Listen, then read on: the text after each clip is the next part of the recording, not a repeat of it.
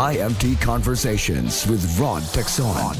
An incisive and sharp discussion of today's current issues. Ang pagpadayon sa duwa ka dekada nga serbisyo publiko.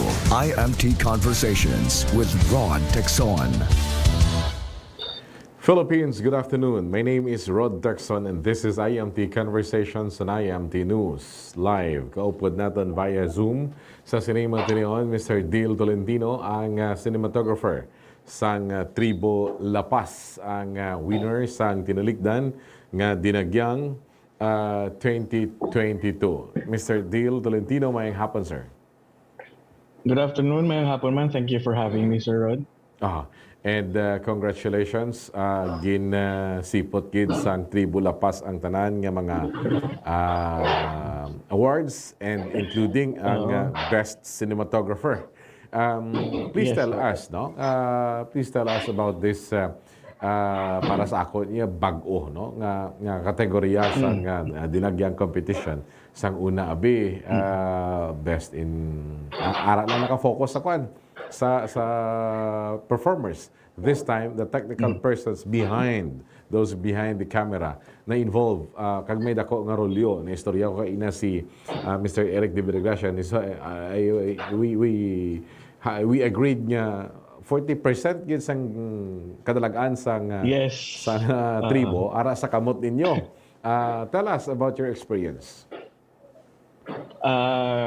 First of all, yun, ang 40%, grabe yung pressure that was given to us. Well, the entire experience, of course, was very new to us. Kasi although we've been documenting Dinagyang for several years now, but it's very different if you're in there competing with the warriors. In essence, you're like the warriors themselves. Nga you're competing there. So the biggest difficulty we encountered there was, of course, kasi film as a medium, kung magsala ka, pwede retake ka lang. Like shoot ka lang liwat.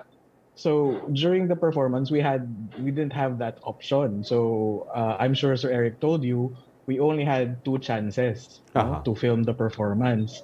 And so everything that we did had to be rehearsed also. So parang ang mga videographers ng ang team, do may choreography man kami. Tama. And pinasahi ini because as the performance goes on, the production, the filming has to move forward without the benefit of cut and retake, no? The second performance is only was made available to ensure nga makapture ang other angles nga hindi makapture sa first performance sang mga naga-shoot.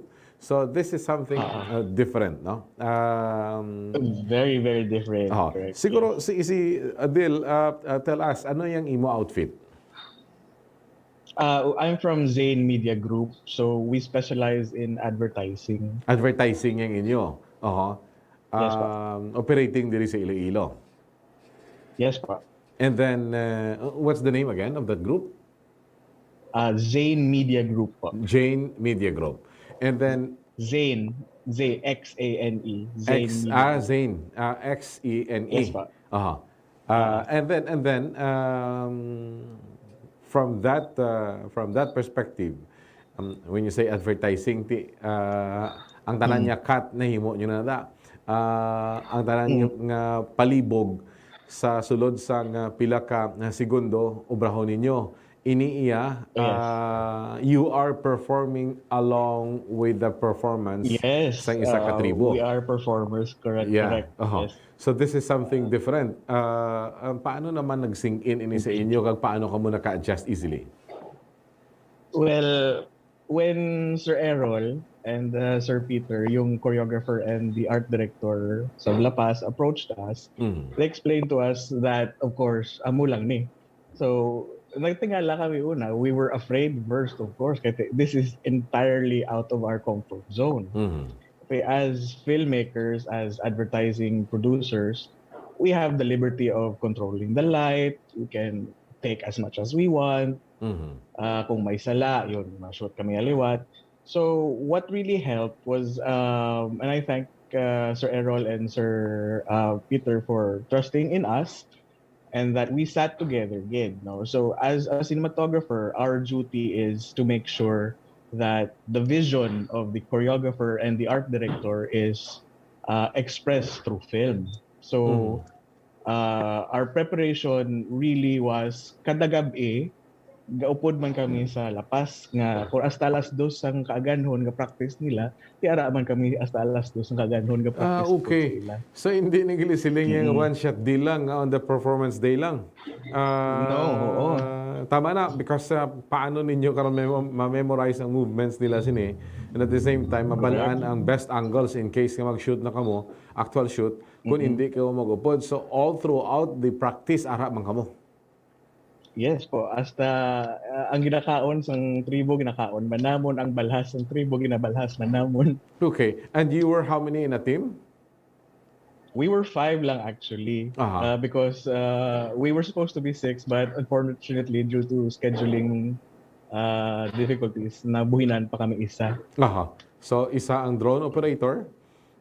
Isa ka drone operator and then tatlo ka cameras. Tatlo ka cameras and of course kanya-kanya kada isa may role. Yung role mo is cinematographer.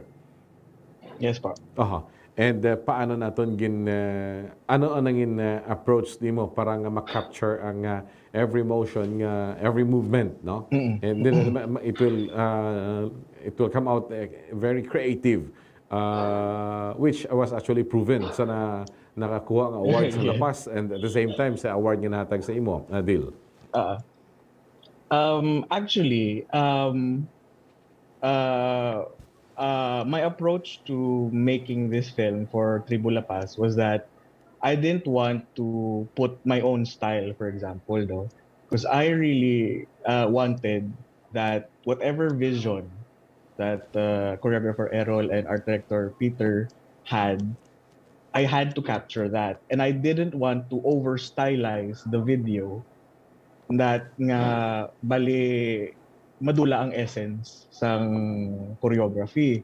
So my mindset through the entirety of this was that my job was to make sure that whatever theme, whatever emotion nga the choreographers wanted to show, I just had to make sure that that was captured and that the story was translated well into film. Okay. So ang puno kag puntas ni tanan, hindi lang ni siya siling you document the whole presentation for the judges. Correct. But you convert you are shooting a film out of the performance.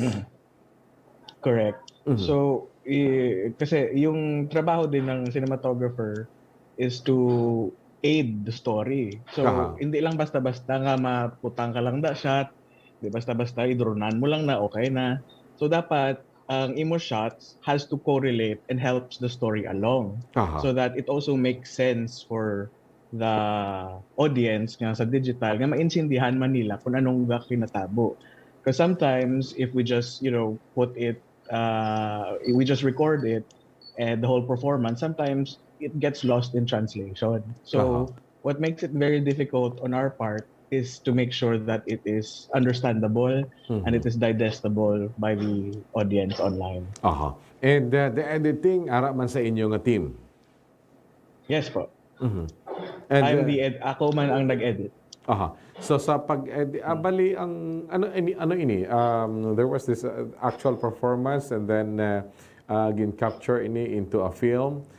May ara sang time frame man niya ginhatag sa inyo for final submission sa output? Yes po. Bale, we were given 2 weeks to edit it, to sit down with the choreographers to view it. And throughout the editing process, actually, Sir Director Elbert, and Sir Eric actually sat with each videography team and each editing team to see how far along we've come with the editing. And I thank them so much for guiding us, the videographers, kung paano pagin mapanami ang video namin. No, we're talking of 100,000 nga premyo sa Lapaz Nationalized School, tama? Correct. Kaya sindigi ko because our company is doing production and ginakulbaan ako mamangkot sang sunod kong mamangkot because kung 100,000 ang premyo sang Tribu, paano na lang kamo yan mga videographers kag ang production team? Depende na kayo, Sir Errol. If kind for us, it was a passion project also because this was the first time we actually did anything like this. Aha. But off to the side, we as the videography team were also given subsidy in the same way nga the tribe was given subsidy by the city government. So subsidized The man. videography- Yes, po. Okay, gaba. The video team also has subsidy. I have to ask that question because sa premise ng aton yung discussion kay na, you were telling me nga kung ano ang pagkaon sang Tribu, amo man inyo, kung anong pabalas nila, amo man Yes. inyo. Now, ang soktan idea sa production is per location and per script. Kung ang inyo karon is everyday na kamo ato dito karon siling kun dito ka budlay mo ning ang premium 100,000 paano mo to mapaigo subot silingon nadala ini sa subsidy. Yes po, may subsidy man ang video team. I see. All right, and how's the total experience sa deal? It was a visceral experience. It was a very enriching experience, and we really hope that in the future, even if things get back to normal, for example, COVID goes away, is that the film element of Dinagyang still remains. Because it was a very wonderful experience. Because my outfit, my video team has always been part of Dinagyang in one form or the other. We document Dinagyang. Pero iba yung experience na you're there waiting if you're gonna win, if you're gonna lose. It's a really different experience. So it was a wonderful experience, and we really hope to do it again next year. Aha. All right. With this note, Dil, congratulations. Job well done. Thank you so much for joining us. Thank you for having me. Si Dil Tolentino ang cinematographer sang the best cinematographer sang Dinagyang 2022. So kung anong nakita ninyo sa amon ginpagwa sa IMT News sang nagligad, amo na to ang produkto nga ilagin na obra sang nagliligad nga mga binulan kag nagliligad nga mga inadlaw. So congratulations, Lapaz, Tribu Lapaz. You made it, no? And again, don't permilang is Lapaz, no? Arad at tanan yung mga abilidadan. So that, I'm sorry? Oo, sir. Oo. At oo Tagalapas man ang, ano ganini, ang amon nga cameraman, director, lightsman, choreographer, taga-prepare sang kape, kag mangita pa lalaki, pagkatapos nga director sang No Boundaries. So, iya tanan sa nagligad, di ba? Dumaluoy ka lang sa iya kay ang duha nagapanami di igo sang aircon, siya nagapalamalhas, nagalibog ulo ya sa pagtimpla sang suga. Belan tawan ko. And kung normal ang akon nga skin tone subong, courtesy of our lightsman, director, ano pa siya? Operator, video operator. Pero may reklamo ko, may nakita ko nga shadow sa likod. No? Lihog nyo ko ni Dula, sunod semana. Kaya nakabudlay ni nga ari pa sa likod ko ang shadow. No. Basi mabuhi ang shadow, no? Delikado kung mabuhi ang shadow, dulaan yun siya. My name is RHOD TECSON. And this is IMT Conversations with RHOD TECSON. An incisive and sharp discussion of today's current issues. Ang pagpadayon sa duwa ka dekada nga serbisyo publiko. IMT Conversations with RHOD TECSON.